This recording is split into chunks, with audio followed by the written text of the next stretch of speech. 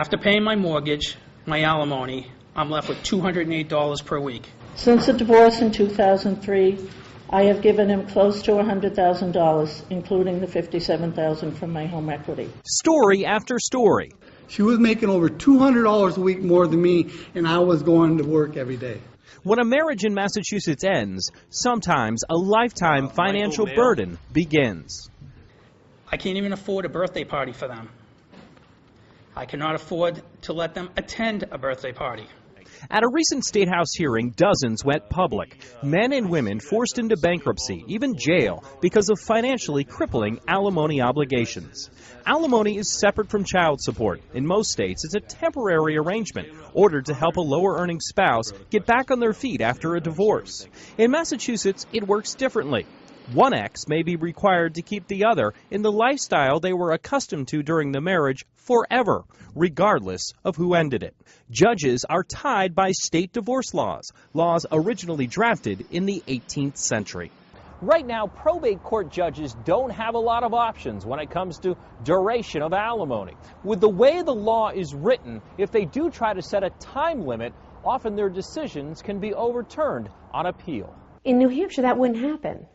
That absolutely would not happen. Nashua accountant Lori Allegro and her first husband divorced in New Hampshire in 2004 after 13 years of marriage. She says alimony wasn't even on the table because at the time she made a good salary. Her current husband's situation is much different. He and his first wife divorced in Massachusetts, and by court order, he's required to pay alimony for life.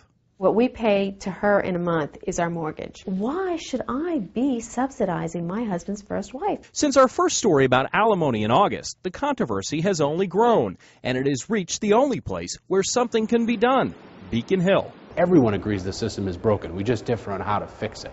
Representative Stephen Walsh of Lynn is the main sponsor of an alimony reform bill, the most aggressive proposal on the table right now. It calls for alimony to last half the length of a marriage with a cap of 12 years. The payments would gradually reduce over time, and judges would be given guidelines for calculating the amount someone is ordered to pay each week. We certainly want to encourage folks to be getting to a place where their divorce can actually be final and they don't necessarily have to be tied to each other financially.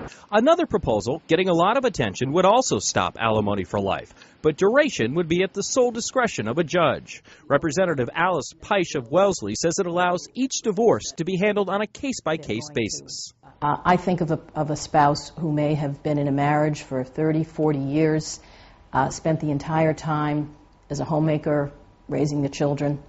You get into your 60s, it's pretty tough to say that you're in a position to now support yourself. A task force has also been created at the State House, and it will include some of the most vocal advocates of alimony reform. We are talking about a system that discourages people from working to their best. It's clear this is an issue that is not going away. The challenge will be coming up with a solution that marries the best ideas for both parties involved in a divorce. I'm Ted Daniel, Fox 20.